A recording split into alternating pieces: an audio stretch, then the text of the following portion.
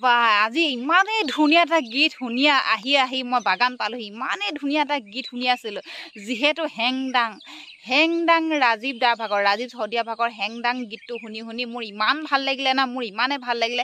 মই ভাবিলোঁ আপোনালোকৰ মাজলৈ এই গীতটো উপহাৰ হিচাপে দিওঁ। যিহেতু বিহু আহি আছে, ওচৰত বিহু মানে কাষ চাপিছে, এইফালে নিৰ্বাচন কাষ চাপিছে, মুঠতে নিৰ্বাচনৰ ওপৰত লৈ গীতটো গাইছে আৰু জাতি মাটিক লৈ এই গীতটো গোৱা হৈছে। বাৰু মই বেছি দেৰি নকওঁ, গীতটো আপোনালোকে শুনক। আৰু ইমানেই ধুনীয়া গীত, এতিয়া কি ক'ম আপোনালোক। আইঅ, মোৰ শুনি থাকিবলৈ মন যাব। আপোনালোকে শুনি থাকিবলৈ মন যাব, ইমানেই ধুনীয়া গীত। আৰু যিসকল লোকে নতুনকৈ যদি ভিডিঅ'টো চাই আছে, প্লিজ এটা ছাবস্ক্ৰাইব কৰিব আৰু কাষতে থকা যোনটো বেল আইকন আছে, বেল আইকনটো প্ৰেছ কৰি দিব।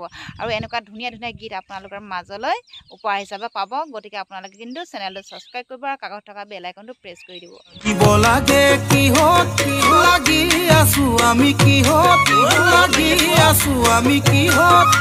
কি চলিছে কি দেখিছো সোণৰ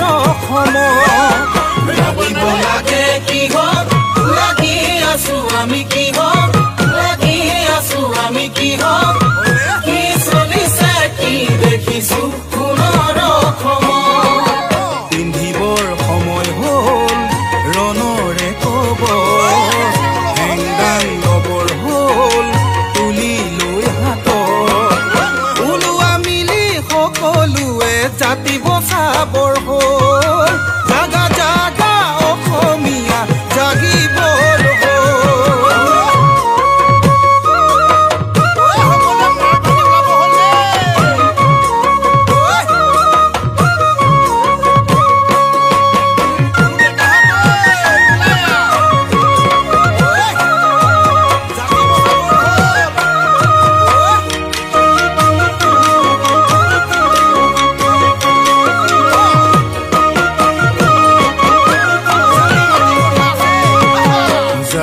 মাটিৰ কথা বহুজনেই ক'লে বহুবাৰেই ক'লে পিছে ডাঙৰ মানুহ হবৰ পৰাই বদনৰ ভাও ল'লে জাতি মাটিৰ কথা বহুজনেই ক'লে বহুবাৰেই ক'লে পিছে ডাঙৰ মানুহ হবৰ পৰাই বদনৰ ভাও ল'লে পিন্ধিবৰ সময় হ'ল ৰণৰে কব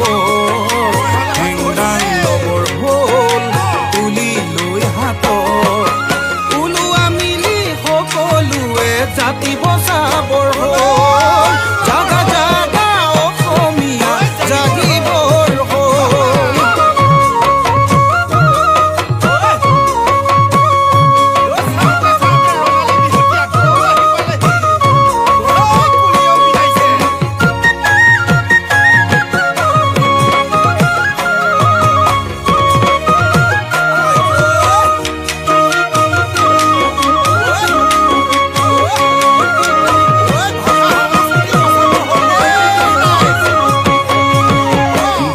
সংস্কৃতিৰ কথা বহুতৰ মুখে মুখে আখৈ ফুটা দি ফুটে পিছে নিজৰ সন্তানক নপঢ়ুৱাই মাতৃভাষাতে ভাষা সংস্কৃতিৰ কথা বহুতৰ মুখে মুখে আখৈ ফুটা দি ফুটে পিছে নিজৰ সন্তানক নপঢ়ুৱাই মাতৃভাষাতে পিন্ধিবৰ সময় হ'ল ৰণৰে কব